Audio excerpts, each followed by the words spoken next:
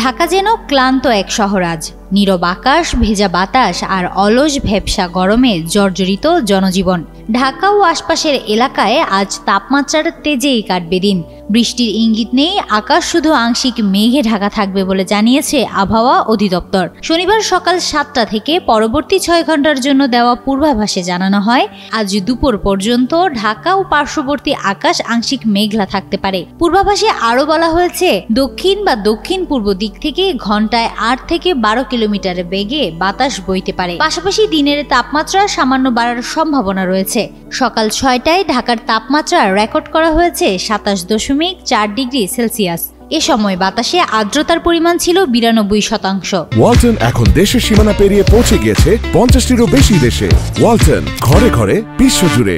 সব মিলিয়ে সকাল থেকেই গরম আর আর্দ্র আবহাওয়ার অস্বস্তি বেড়েছে। বৃষ্টির কোনো লক্ষণ না থাকায় এই গরম কিছুটা সময় সহ্য করেই চলতে হবে নগরবাসীকে।